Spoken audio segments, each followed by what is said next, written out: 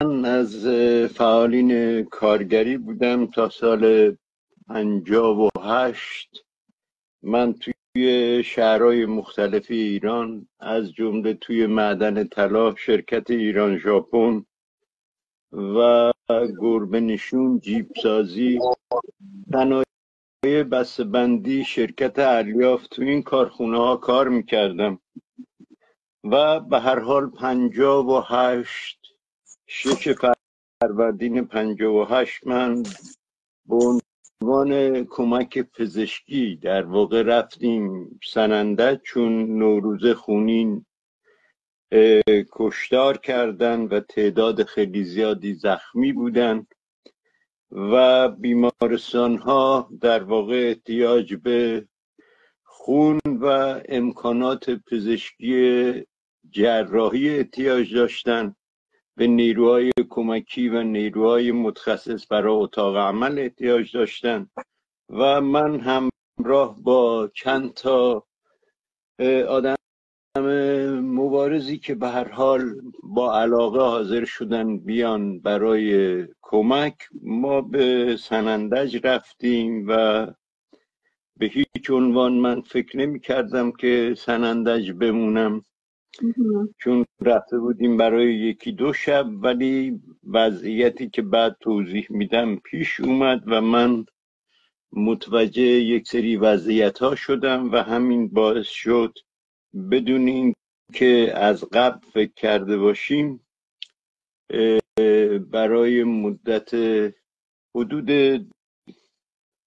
1 سال، بیش از 1.5 سال کردستان موندم و باز دوباره برگشتم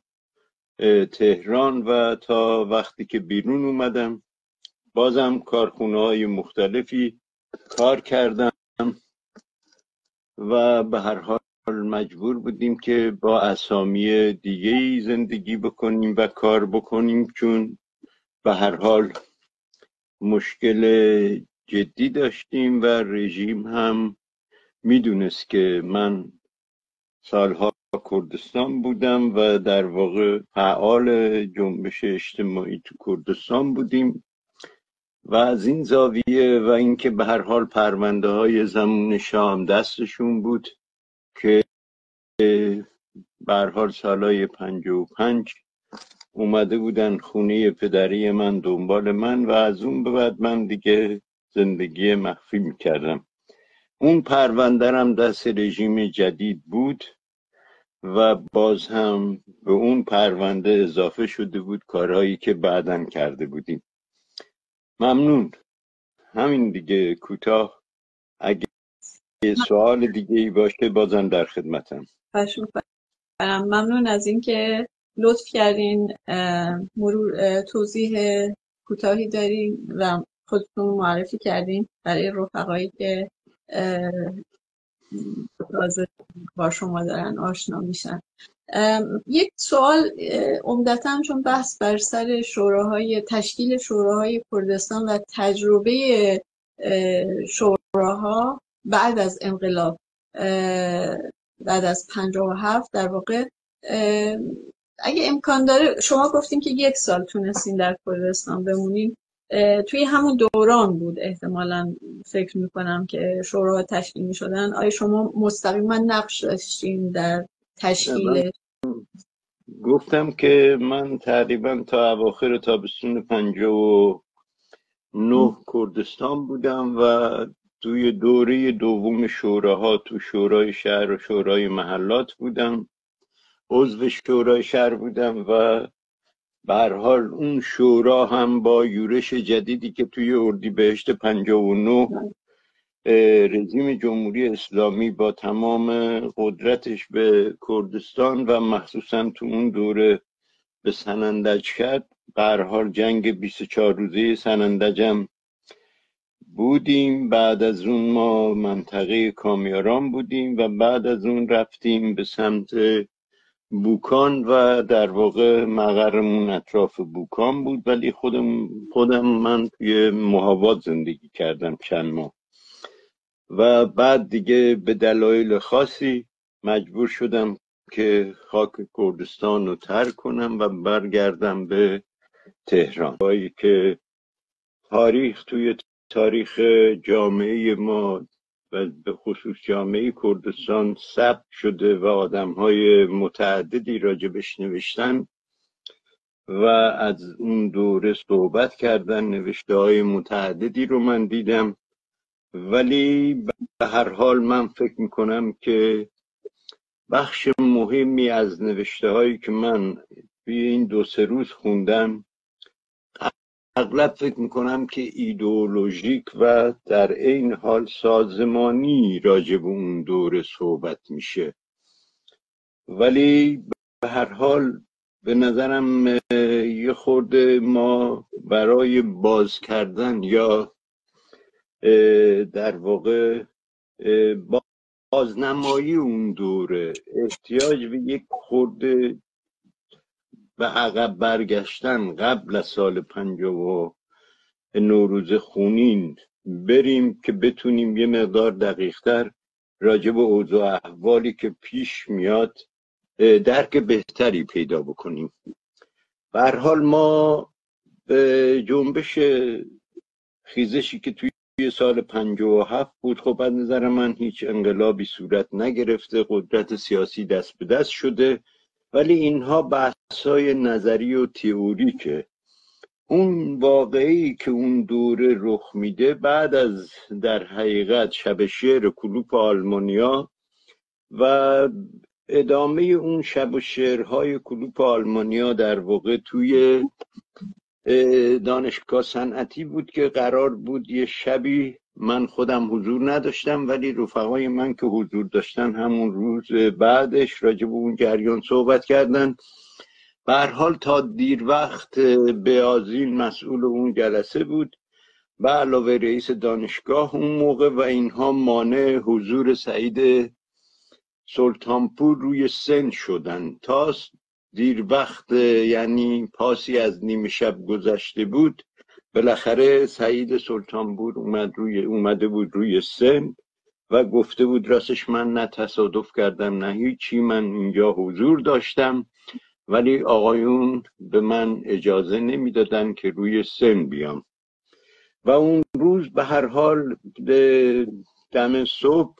ساواک و پلیس و اینا حمله میکنن به اون مجمع شعرخوانی و تعداد زیادی آدم که اونجا بودن شروع میکنن به تظاهرات و بالاخره تظاهرات از دانشگاه صنعتی تو خیابون آزادی تا میدون مجسمه ادامه پیدا میکنه و دیری نگذشت که اولین تظاهراتی که من خودم دیدم توی تقریبا اسفند 56 بود و این تظاهرات توی خیابون سلسبیل، تقاطع سلسبیل دامپزشکی بود، ولی تعداد خیلی کم بود، منتها شکل حرکتشون و نوع تظاهرات خیلی جنگنده بود. شاید تعداد بیش از 250 نفر، بیشتر از 250 نفر نبودن. اینا دو دسته تقسیم شده بودن و به هر حال یه عده میشستن، یه عده شعار میدادن و میدویدن. اونا میشستن، نفر صف بعدی میدوید به اینا میرسید. و از همون روز در واقع ما 2 نفر بودیم رفتیم توی تظاهرات و شعارها از همون اولین، بجز اون در واقع تظاهراتی که بعد از دانشگاه صنعتی شب شعر شروع شد که تظاهرات رادیکالی بوده، این تظاهرات رادیکالی در شکل بود ولی محتوا شعاری که داده میشد که تا آخر هم این شعار داده میشد: زیر بار ستم نمی کنیم زندگی، جان فدا می کنیم در ره آزادگی. یک شعار به نسبت شما خررنگ کنه دیگه، یعنی آزادگی ربطی به آزادی خواهی نداره. آزادگی در واقع تو دوران بردهداری به هر دلیلی، اگر یک بردهداری صاحب بچه میشد، ازدواج میکرد، پسرش ازدواج میکرد، نوه‌دار میشد، یک برده ای رو آزاد میکرد، به اون برده آزاده میگفتن. و کماکان توی ادبیات ما از آزاده استفاده میکنن به غلط و به نظر من آزاده و آزادگی و آزادی خواهی و اینها با هم رابطه چندانی ندارن. و به هر حال اون روز ما رفتیم توی تظاهرات بعد از مدت زمان خیلی کوتاهی با همدیگه تصمیم گرفتیم، چون جفتمون به هر حال آدمای سوسیالیستی بودیم، از صف اومدیم بیرون و ظرف شاید کمتر از 1 دقیقه یه شعاری درست کردیم و که یه خورده در واقع نه مذهبی بود نه اینکه سوسیالیستی بود، یه خورده یه شعار رادیکالی بود. و اون دوست من بلندقدر از من بود و وقتی که رفتیم توی صف تظاهرات ما دوتا افتادیم جلو و من رفتم روی قلندوشون رفیقم و 2-3 بار شعار خودشونو دادیم. زیر بار ستم نمی کنیم زندگی. بعد از 2-3 بار خب اونا هم خیلی شورانگیزتر برخورد میکردن، ولی بعد از 2-3 بار به هر حال شعاری که خودمون به سرعت در عرض کمتر از 1 دقیقه ساخته بودیم، شعار خودمون رو گفتیم و همه جماعتی که توی تظاهرات بودن با شعف تکرار کردن شعار ما رو. ولی با این حال بعد از اینکه 2 بار شعار رو دادیم، به ما چند نفر بودن که جز سازمانگران اون جریان بودن به ما حمله کردن و گفتن اینا کمونیستن و به هر حال از اون طرفم در واقع ساواک و شهربانی و اینا حمله کردن و تا تقریبا ساعت 3 و 4 صبح از همون منطقه تا تقریبا به سمت بابایان و اینا درگیری شدید بود، لباس شخصی و شهربانی، و ما هم تعدادمون هر دم بیشتر شد و مردم اون محلات هاشمی و ارزم به حضور شما دامپزشکی و نواب و کارون و مردم به ما پیوستن بدون این که ما مستقیما دیگه اون تعداد قبلی باشیم، به عنوان معترضین به ما می پیوستن. و از همون شب که در واقع ما از اون بعد از اینکه درگیری ها تمام شد و رفتیم، مهمترین بحثی که برای ما مطرح شد چگونگی استقلال از این جریانات مرتجعی بود که با شعارهای رنگ خر رنگ کن میخواستن به سازمانده اعتراضات اجتماعی تبدیل بشن. و این بحث به نظر من یکی از مباحث مهم اون دوره بود و من فکر میکنم همین امروزم یک وضعیت اینجوری یکی از مهمترین رویکردهایی که ما میتونیم داشته باشیم، اینکه ما با کدوم اهداف و به چه شیوهی میتونیم یک حرکت مستقل اجتماعی به وجود بیاریم، سازمان بدیم و به پیش ببریم. ولی متاسفانه اون دوره این قضیه برای خیلی از نیروهای چپ مسئله نبود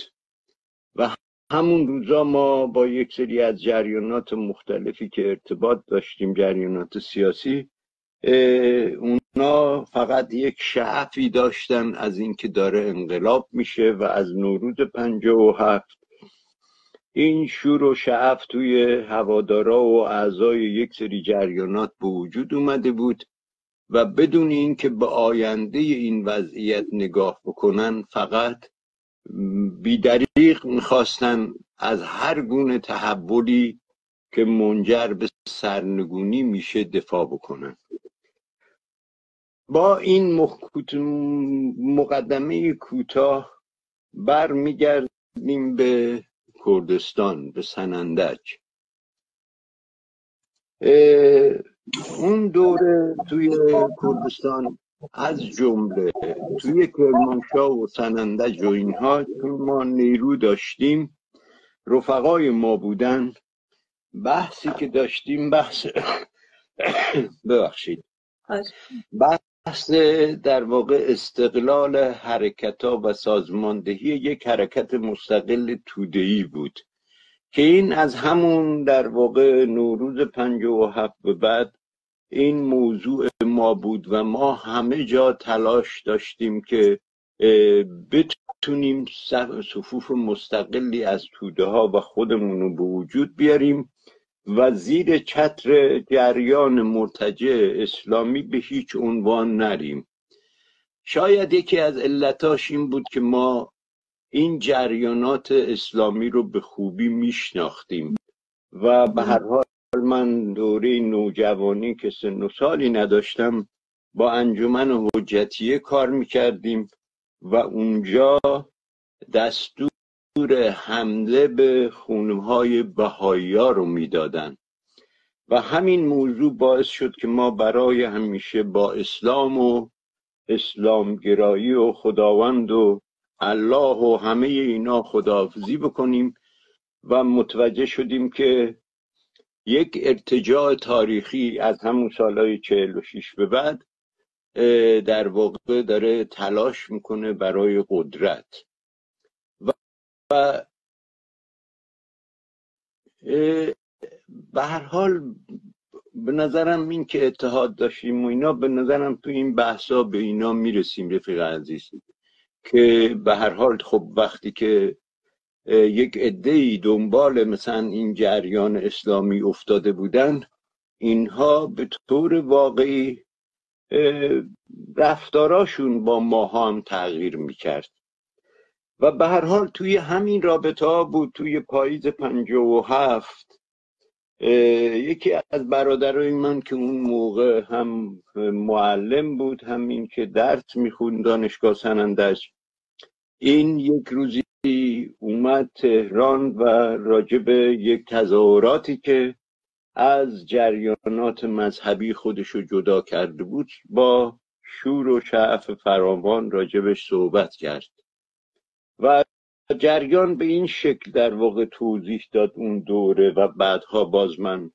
در تایید اون صحبت ها با آدمای متعددی صحبت کردم که تایید میکردن. این بود که یه روزی میگفت که یک میدونی، یکی از مهمترین یا مهمترین میدون اون دوره سنندج میدون شاه بود و یه خیابون که به میدون شاه میخورد در واقع خیابون سیروس بود و تقاطع یا عمود بر اون خیابان باغ ملی بود که میگفت که من دور میدون وایساده بودم، تظاهرات بزرگی از خیابون سیروس بالا می اومد که رهبرای این مفتی احمد مفتیزاده و صفدری و شاطر محمد بودن. اونا دوتا شیعه بودن و چیزم احمد مفتیزاده هم که سنندجی بود و سنی بود، ولی اینا همراه با هم تظاهرات ها رو پیش می بردن به نفع حاکمیت بعدی. و اون روز میگفت که من دیدم که یک ماشین نیسان وانتی از خیابون روبروی سیروس اومد دور میدونو که میزد. گفت دیدم که یه 20 تا جوون توی پشت وانت سوارن که همه کلاهای پشمی جنگی سر گذاشته بودن و یک پارچه قرمز هم دستشون دیدم که میگو وقتی که تظاهرات مفتیزاده و اینا رسید دم میدون شاه، اونها هم از بالا بیشتر از 150-200 نفر جوون بودن که با شعار کارگری و دهقانی به میدون وارد شدن که میگفت توی اثنایی که این دوتا تظاهرات به هم رسیدن دور میدون، تقریبا میگفت بیشتر جمعیت توی صفوف مسلمان ها به سمت تظاهرات رادیکال بچه‌هایی که با پرچم قرمز اومده بودن به اون سمت رفتن و در واقع یک پایانی بود بر سلطه نیروهای مرتجعی مثل خود مفتیزاده، مثل صفدری و شاطر محمد و امثالهم، و از این طرف دیگه میشه بگی در واقع صف مستقلی ایجاد شد در مقابل جمهوری اسلامی که بعداً میخواست شکل بگیره، هنوز شکل نگرفته بود. و به نظرم این یکی از مهمترین پدیده های اون دوره است و اینکه ما همیشه کوشش داشته باشیم که اکسیون های مستقل خودمون رو داشته باشیم. البته توی کارخونه به هیچ عنوان نباید این کارو کرد. توی کارخونه به دلیل اینکه ما با همکارامون همراه با هم مبارزه میکنیم برای خواستای مشترک، اونجا یه مقدار متفاوته و پیچیده تر میشه موضوع. و به هر حال از اینجا از نظر تاریخی یک آغازی بود بر چیزی که نوروز خونین رو ایجاد کرد و توی نوروز به هر حال در واقع اسفند ماه رژیمی که هنوز جمهوری اسلامی نشده، چون 12 فروردین همه پرسی جمهوری اسلامی آری یا نبود، ولی از همون دوره این در واقع دار و دسته هایی که دیگه میدونستن، مطمئن بودن که به قدرت رسیدن، اینها از ساواکی ها دعوت میکنن که به سر کاراشون حضور پیدا بکنن و این توی اسفند ماه خشم مردم رو برمیانگیزه و حمله به خود ساواک و به بخشی از ارتش که تو نزدیکی ساواک بود حمله به اینها شروع میشه و بعد حمله به پادگان و این به رسمیت نشناختن جمهوری اسلامی از سمت 10,000 آدم بود توی اون دوره تو سنندج و توی بخش دیگه از شهرهای کردستان، نه فقط توی سنندج. ولی به هر حال توی این رابطه ها بود که کشتار شد، تعداد زیادی زخمی شدن و از همون اول درگیری ها توی کردستان شروع شد. منتها ما تا من خودم به عنوان شخص و فکر میکنم اکثر آدم هایی که تحلیل می نویسن راجع به اون دوره بیشتر نظریه پردازی میکنن، ولی چیزی که من دنبال کردم و بعدها متوجه شدم همین جریان انجمن حجتی قبل از 22 بهمن سپاه پاسداران درست میکنه و سپاه پاسداران در واقع یکی از رهبرای این جریان به اسم سعید جعفری که ایشون از رهبران انجمن حجتیه بود ولی قطعا ساواکی بود. ما اینو میدونستیم که از کی ساواکی شد، چون هم کلاس ما بود ایشون. این آقا در واقع به سپاه درست میکنه و نقشه برای کردستان، برای حمله به کردستان رو از قبل از 22 بهمن کشیده بودن و علتش هم در واقع مبارزات، سابقه مبارزاتی بود که توی کردستان بود، از جمهوری مهاباد تا در واقع جریان کمیته اجرایی حزب دموکرات، یادشون بخیر، ملا آواره، شریفزاده، سلیمان معینی، عبدالله معینی و تعداد زیادی که به هر حال از دهه 41، از دهه 40 یعنی سال 41 کمیته اجرایی حزب دموکرات کردستان از کردستان عراق به ایران میاد و شروع به سازماندهی جنبش اجتماعی میکنه و این در واقع این سازماندهی منجر به سازماندهی گسترده از سردشت تا کرمانشاه شده بود الان بازم شما نمیبینین، بازم چیز. به هر حال از رفقای عزیز ممنون از اینکه برگشتین. با عرض معذرت که وقفه ای افتاد. بفرمایید رفیق. به هر حال از همون دوره اینها نقشه های خیلی خاصی علیه کردستان میکشن و به هر حال قبل از 22 بهمن فریدون تعریف که از دانشجوهای به دانشگاه سنندج بود و ایشون سنی بود، ولی با این حال با انجمن حجتی کار میکرد و قبل از 22 بهمن ایشون به سعید جعفری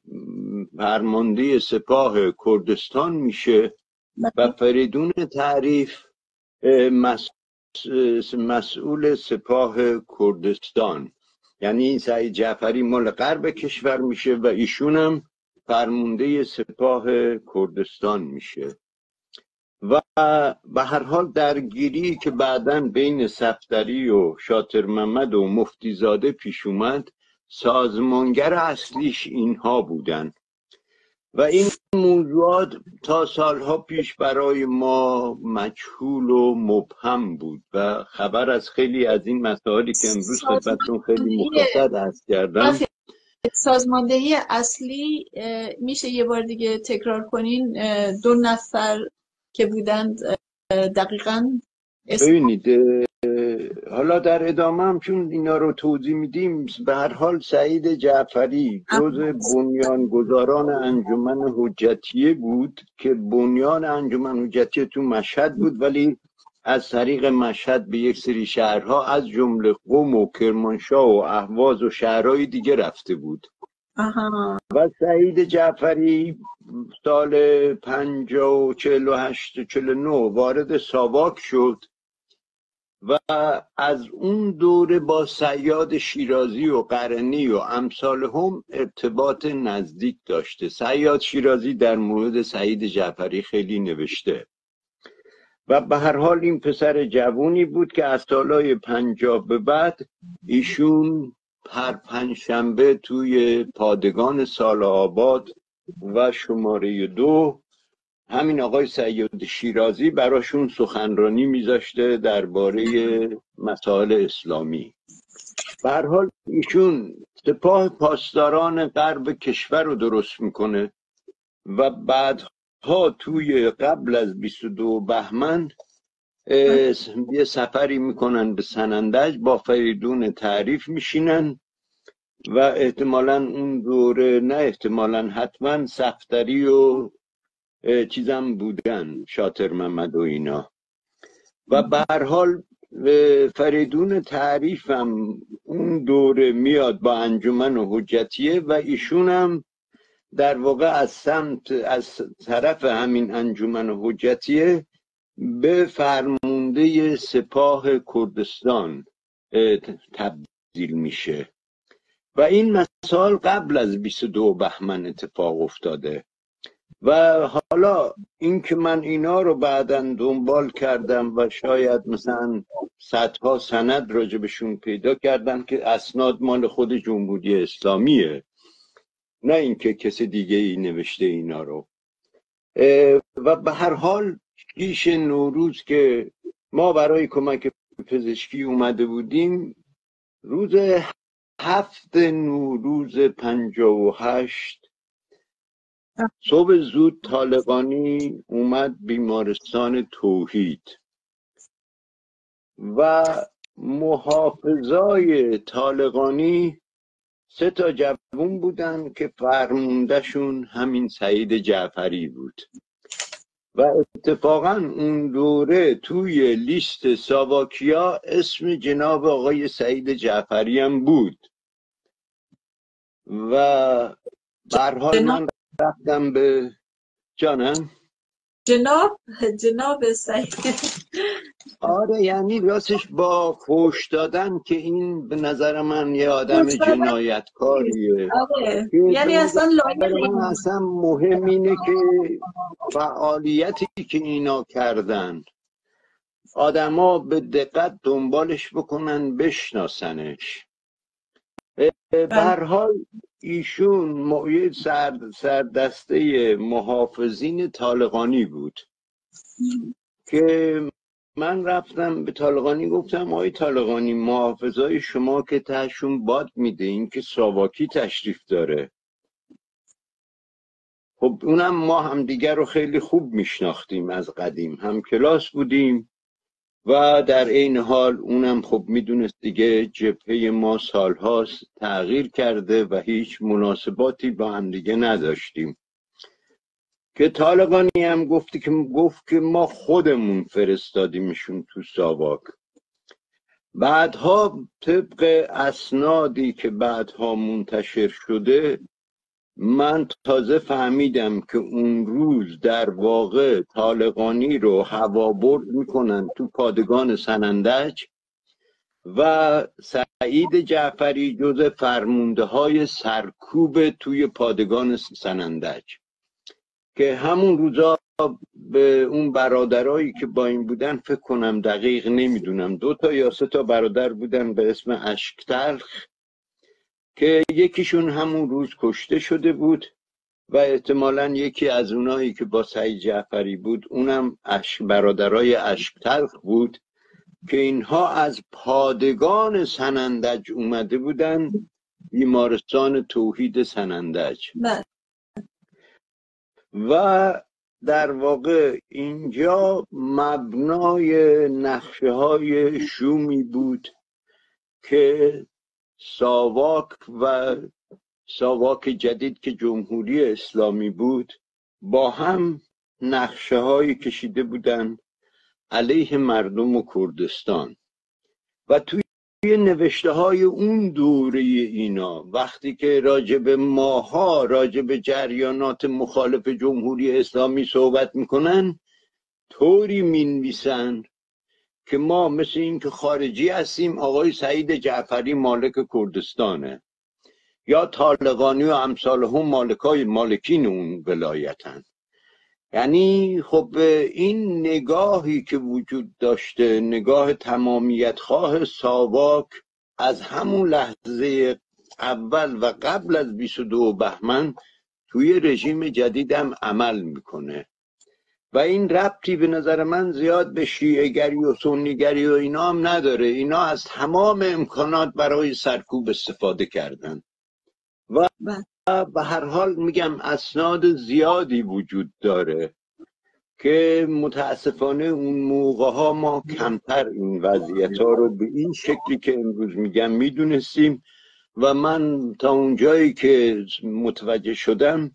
چون کار تحقیقی و پژوهشی برای جنبش ما اصلا معنی خاصی نداره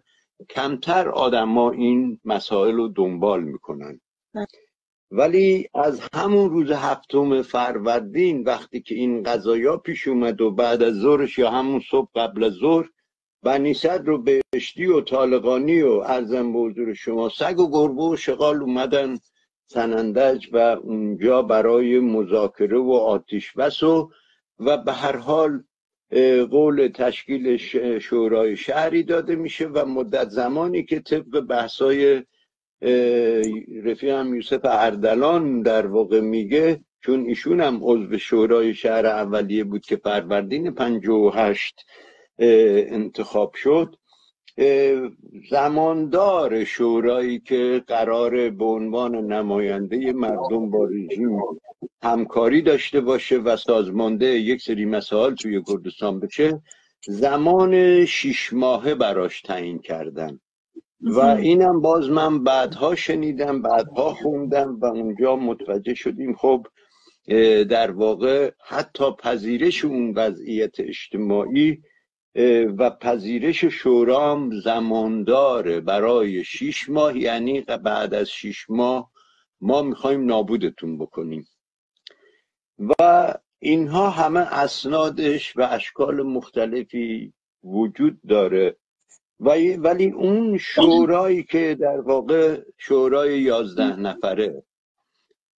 که فریده قریشی و کاکیوسف اردلان و یکی دیگه از بچهای چپ توش بودن، اینها در واقع با یورشی که توی مرداد 58 به کردستان شد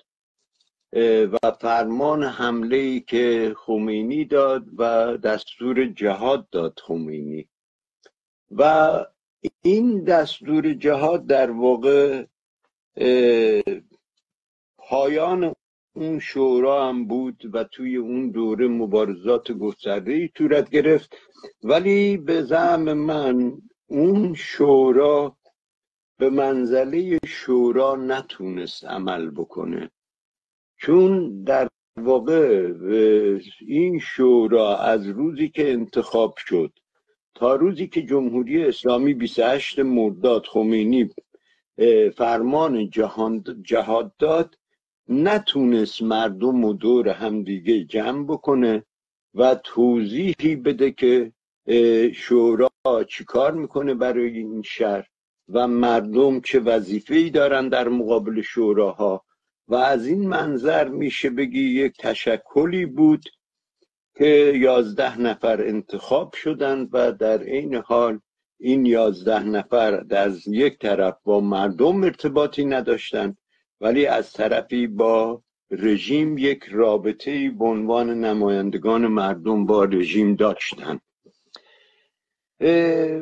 به هر حال این به نظرم یک شورایی بود که دیگه با یورش به کردستان عمرش پایان گرفت و بعد از این که در واقع شهر از نیروهای انقلابی برای مدتی شهرهای کردستان تخلیه شدند و بسیاری از بچه ها خب از خود 28 مرداد تا تقریبا 15 و 16 20 شهریور توی شهرهای مختلف دسته دسته جوونا رو با اسم و فامیل تیربارون میکردن و توی روزنامه ها درج میشد. از کرمانشاه شروع شد، بعد پاوه، بعد مریوان، بعد سنندج، سقز و بقیه شهرها. و خود این وضعیت باعث شد که اکثر جوانای مبارز شهرها رو ترک بکنن و جنگ مسلحانه‌ای توی کوهها شکل گرفت. ولی توی همون دوره ها به هر حال جمعیت، به نظر من جمعیت دفاع از آزادی و زحمتکشان، دفاع از انقلاب که توی شهرهای مختلف جمعیت بود ولی اسامی مختلفی داشت، این جمعیت ها نقش خیلی مهمی توی سازماندهی اجتماعی داشتن و به سرعت به ارگانی تبدیل شدن که مردم شهر، حالا چه توی اون دوره کامیاران چه سنندج، به این جمعیت ها رجوع میکردن حتی برای حل مسائل خانوادگیشون. و از این طریق در واقع این بارم من اینو میشنوم به این شکل. این جمعیت که مطرح میکنیم متعلق به گروه خاصی بود؟ خودش چی بود جمعیتی که میگین؟ بخاطر اینکه ما بنکه داشتیم تو اون دوران. نه، بنکه مال بعد، هم بنکه قبل از شهریور 58 بنکه وجود نداره. هر سازمانی، سازمان چریکا دفتر زد اون دوره، همون اوایل 58 یا حتی قبل از اون، و توی همون دوره بعد از جنگ جمعیتی تشکیل شد که طرح کموله بود. منتها کموله‌ای که خودش در واقع اون دوره نقش تعیین کننده‌ای تو هیچی نداشت، ولی یک نکته مثبت شاید همین بود که چون ضعیف بود، به جای اینکه بیاد دفتر بزنه، این شعور اجتماعی رو داشت، این انگیزه رو داشت که ایجاد جمعیت‌های مختلفی تو تمام شهرها کرد. و سال 58 در واقع توی جمعیت بجز سازمان چریکای فدایی خلق بقیه جریانات چپ همه حضور داشتن. یعنی و هفته شکر در کلامتون، چون اینو میخوام درست چیز بشه، اونطور متوجه شدم شما میگین که جمعیت در واقع همون حالت چیز بوده. این سوال وجود داره، این جمعیت در واقع سازماندهی کردن مردم بوده، طرح کومله بوده این طرح، ولی این سازماندهی خود مردم شروع میکردن، یعنی کمک میکرد، طرح میداد و خود مردم شروع میکردن به سازماندهی. حالا سازماندهی چطور بوده؟ سازماندهی به نظرم اصلا این نوع نگاه به نظر من راستش سازمان خود اصلا وجود جمعیت، وجود دفتری که سازمان چریکا داشتن، خود وجود اینها، حضور اینها توی یک ساختمون خودش به یک نوعی کوششی برای سازماندهی بود، سازماندهی شدن بود. نه مشخصا من دیگه الان چیزو نمیگم، چون شما اینجا گفتین که چریک فدایی ملحق نشد به این شکل سازماندهی، به شکل سازماندهی جمعیت که طرح کومله بود. بعد خب حالا جالبه برای من، به خاطر اینکه من حقیقتش این جمعیت آنچنان چیز نبود. چیزایی که میشنیدم یا بعدها روبرو میشدم که آثارش بود، حتی بعد از اشغال کردستان، خب بعدن در قسمت پارتیزانی متوجه میشدیم که در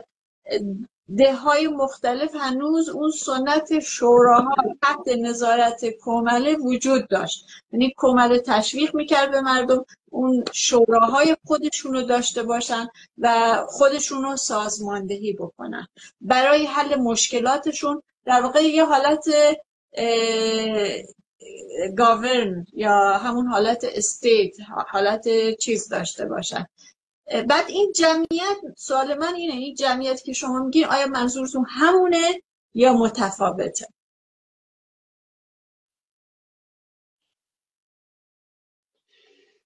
ببینید، به نظر من این جمع‌بندی که شما میکنید خیلی نادقیقه.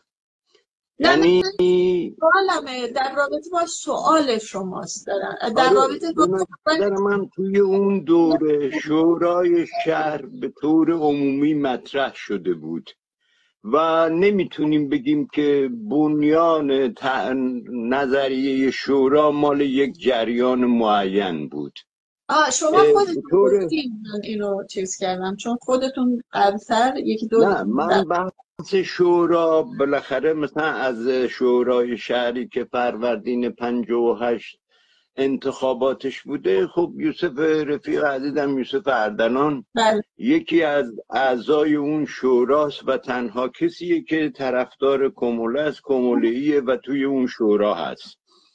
ولی به هر حال اون شورا، خود کاک یوسف هم نوشته که بجز 3 نفر که چی بودن، 3 نفر هم طرفدارای مفتیزاده بودن، این میشه 6 نفر، 5 نفر هم آدم مستقل مذهبی توش بوده. یعنی ولی خب همین شورا بهش میگن شورا. خب مثلا اون چیزی که من گفتم، از نظر من مناسبات فیما بین این ارگان و اجتماع مناسبات شورایی نبود اصلا. اصلا شکلش هم چیزه، چون بالاخره یه مجمع عمومی از طرف مردم شکل نگرفته، درسته؟ ولی اون آقای شورا، این منظر، اون چیزی که به هر حال به نظر من، خب خود واژه شورا با مضمون کار شورایی 2 تا پدیده متفاوت بودن و اون دوره شورا تشکیل میشه، ولی جدا از شورا، یا حتی میتونیم بگیم قبل از اینکه انتخابات شورا تشکیل بشه، خود جمعیت هم چون کومله خودش ضعیف بود از نظر تشکیلاتی، یک جریان قدرتمند نبود تو اون دوره، یک دیدگاهی به نظرم، ولی به نظر من اینجوری میاد که این طرح کومله بوده و یه سری آدمای منفردی که اون دوره منفرد بودن و بعدها رفتن با کموله. چون تو شهرهای مختلف وقتی که نگاه میکنیم به جمعیت ها، آدم های متفاوتی حتی نامگذاری های یکسان ندارن. یعنی مثلا توی کامیاران جمعیت دفاع از آزادی و زحمت کشان، توی سنندج دفاع از آزادی و انقلابه، و توی سقز یه اسمی مشابه این داره و این نشون میده که خود حتی تشکیل اینها و نامگذاریاشون از جانب یک تشکیلات معین نبوده. شاید تفکرش مال بچه های کمولرم که میگم راستش کاکواد مصطفی سلطانی یکی از آدم های کموله است که به نظر من اعتماد خیلی زیادی به حرکت های اجتماعی داره و تلاش زیادی برای سازماندهی های اجتماعی میکنه. به هر حال این به نظر من خیلی مهمه و از این منظر حالا چون قبلا هم صحبت کردیم، خب یک شورای دهقانی قبل تابستون 57 توی یک روستای بزرگی نزدیک کامیاران تشکیل میشه، شورای الک، که اون شورا الان توی کتاب رفیقم گلرخ قبادی گلزار شقایق ها اون شورا رو منتسب به هسته آرمان زحمتکشان کردن. البته نه اینکه خانم گلرخ قبادی خودش اینو نوشته باشه، توی مصاحبه‌ای که با مادر رفیق عزیز نازنینم علی گلچینی کرده، آباجی عذرا، و ایشون به هر حال اشتباهاً یا سهواً اینو گفته که این شورا کار هسته آرمان زحمتکشان بوده. در حالی که معلم‌های کامیاران وقتی که من بهشون زنگ زدم درباره این موضوع باز هم ازشون پرسیدم، گفتن قطعاً این اشتباه. اون شورا رو آقای عزتی، بهمن عزتی ساخته بود تابستون 57. ما تعداد زیادی معلم ها و محصلین خودشو یه روز جمع کرد توی نقطه‌ای تو کامیاران و شبانه راه افتادیم رفتیم به سمت الک و بحث بر سر این بود که ممکنه فئودال ها و نمایندگانشون به این زمین ها رو چیزای گندم و اینا که کاشته شد و بیان آتیش بزنن. و میگفت ما شب اونجا چند شب نگهبانی دادیم و پایگاه شورا رو مستحکم کرد و به هر حال خب آره اون نه کار کموله بوده نه کار هسته آرمان زحمتکشان بوده و کاری شخصی تو اون شهر که شورا رو قبول داشته بوده و براش تلاش میکرده. خب این تلاش ها به نظر من از جانب افرادی از رفقای کموله تو اون دوره صورت میگیره مثل خود کاکواد، ولی قطعا این چیزا کار آدم هایی مثل عبدالله اوجاران، عمر عبدالله ببخشید عبدالله محتدی و عمر ایلخانی زاده و اون تیپا هرگز از این کارا نکردن راستش. یعنی تو خود کمولم به نظرم روی کردهای مختلفی وجود داشت، میدونی، یعنی بحثم راستش شخصی نیست با هیچکی. نه هدف مسئله سوال اصلی حقیقتش، چون یکی از دوستان تو قسمتی که وقفه افتاد نوشته بودن،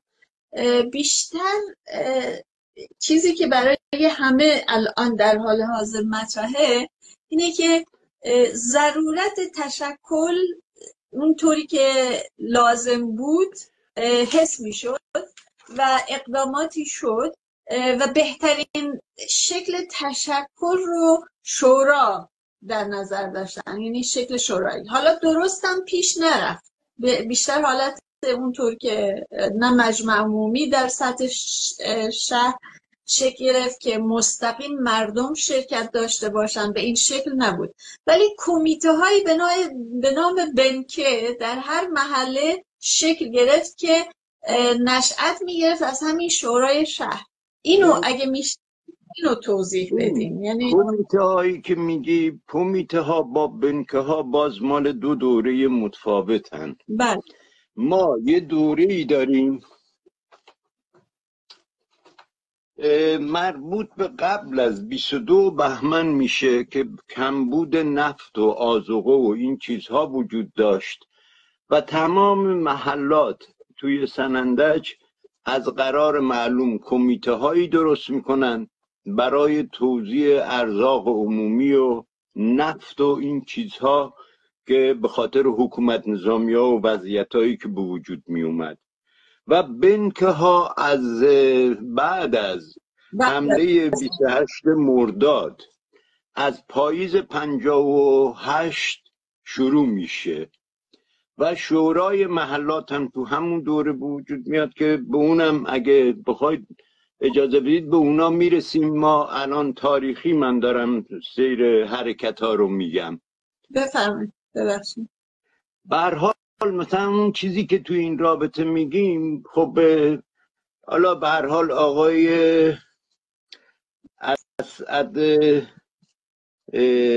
از بچه های کموله است که دبیرستانای کامیاران بوده. اسد گلچینی؟ نه اسد، نه اسعد.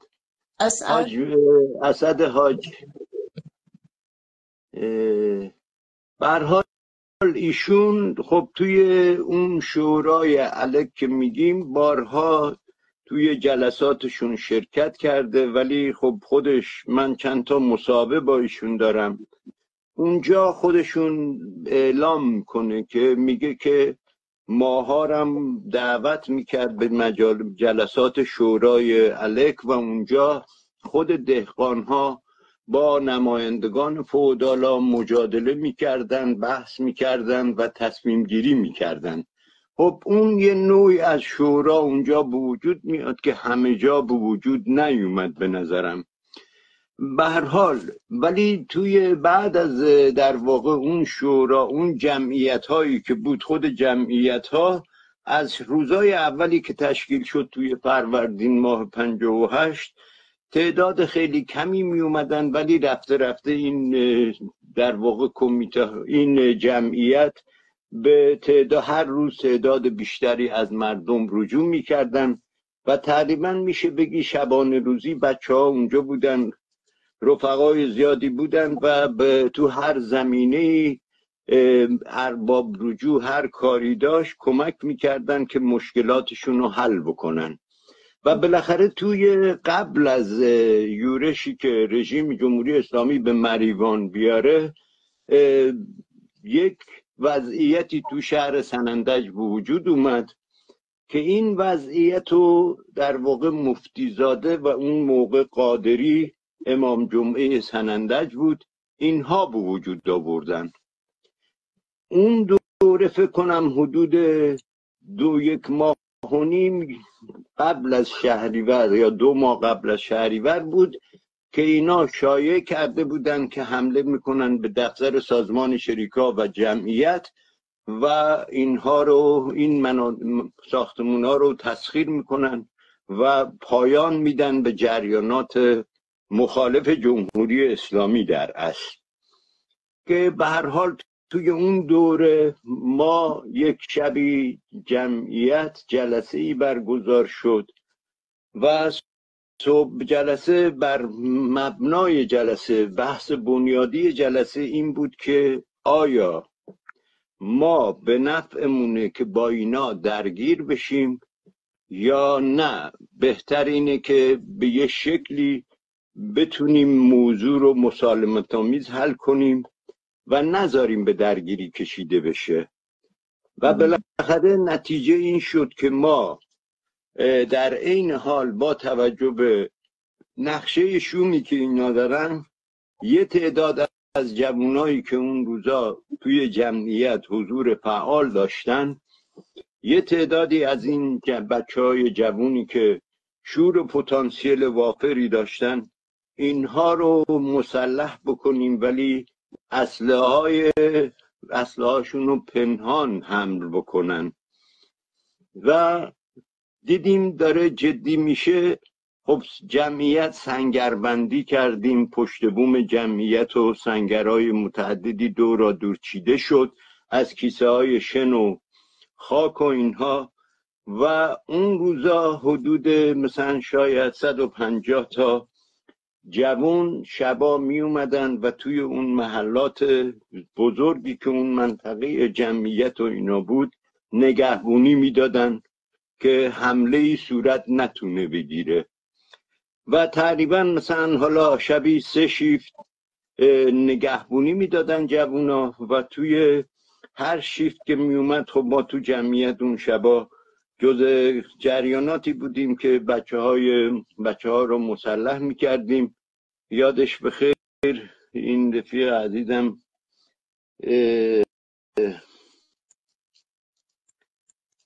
کاکتیب رولا عباسی، اون شبا من و کاکتیب با هم بودیم و جز سازمانگرای اون جریان بودیم. و به هر حال شبا قبل از اینکه پست تموم بشه بچه ها بیان، ما چند نفر 12 نفر بودیم توی جمعیت که ساندویچ آماده میکردیم، چایی و فلان و بهمان و اینها آماده میکردیم و بالاخره بچه ها که از پست برمیگشتن خدمات لازم رو به اینها میدادیم و با همه اینا باز جلسه میذاشتیم، باشون صحبت میکردیم و تمام بحثامون سر این بود که یه وقت به درگیری کشیده نشه کارتون و هر جا که مثلا مشکلی پیدا کردید خبر بدید و خود به خود عمل نکنید. و به هر حال تلاشمون این بود که درگیری نشه. که بعد از چند روز از این جریان گذشته بود و مفتیزاده و ملا قادری دیدن که نه، بحث خیلی جدی شده و دیدن که اصلا امکان توانمندی اینو ندارن که حمله بکنن و دیدن که نیروهای جوون اون شهر سنندج همه بسیج شدن بر علیه اونا و به همین دلیل با یه پیکان بژی اومدن بین جمعیت و دفتر سازمان چریکا اونجا وایسادن و به هر حال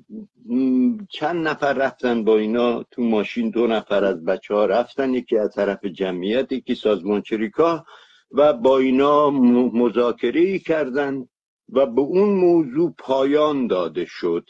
ولی در واقع پایان داده نشد. نقشه شومتری بود که 28 مرداد بعد از مدت کوتاهی از اون جریان خمینی به هر حال دجال، نمیدونم چی بهش بگی، گفت که فرمان جهاد که داد، گفت که اینها به زنهای مردم توی مسجد جامع سنندج تجاوز کردن که معلوم نیست زنایی که مثلا توی مسجد جامع سنندج بودن از آسمون اومده بودن یا ماها از آسمون اومده بودیم. خب اگه این زنای اون شهرن، خواهرها و مادرها و خاله ها و عمه های خود ما هستن، چطوری بهشون تجاوز کردیم آخه؟ و یه مشت به هر حال گوسفندی لشکرکشی کردن به کردستان و اون اعدام های گسترده صورت گرفت. و بعد از اون در واقع گفتم که قبلا هم اشاره کردم یه عده زیادی مجبور شدن شهر رو ترک بکنن یا پیشمرگ شدن، به کوهستانا رفتن و یه تعدادی هم به شهرهای دیگه مسافرت کردن تو همون دوره. به هر حال تا اینجا من میذارم که بعدش میریم سراغ شورای محلات و بنکه ها، ولی تا اینجا من میذارم که اگر صحبتی هست این صحبت ها رو بکنیم که بعد بتونیم بحثمون رو ادامه بدیم. ممنون و سپاسگزار از همگی. رفقای عزیز، کسی هست که ملحق بشه و در مورد شوراها و تجربه شورای سنندج یا جنبش مقاومت در اون دوران صحبتی داره؟ خوشحال میشیم دست اگه بالا کنین، یعنی تقاضای دوربین کنین، میتونین ملحق شین و صحبتی دارین خوشحال میشیم که بشنویم. من اینجا تعدادی زیادی از دوستان و رفقا رو میبینم، هرچند بالا نشون نمیده، این همون کار چیز اینستاگرامه دیگه،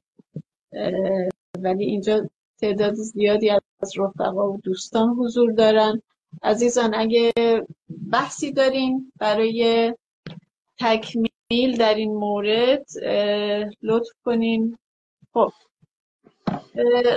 رفیق بهزاد، با توجه به اینکه خیلی طول کشید، من الان ساعتی که نگاه کردم، یعنی ما حدود 10 دقیقه به 10 شروع کردیم، الان ساعت 11:06، یعنی 1 ساعت و 20 دقیقه هست که در واقع برنامه شروع شده. بعد فعلا هم کسی نیست اینجا، سوالی هم وجود نداره. من چک کردم سوالات تو هم قسمتی که قطع شد، قسمت اول، چند تا از رفقا و دوستان سوال کردن، سوال داشتن و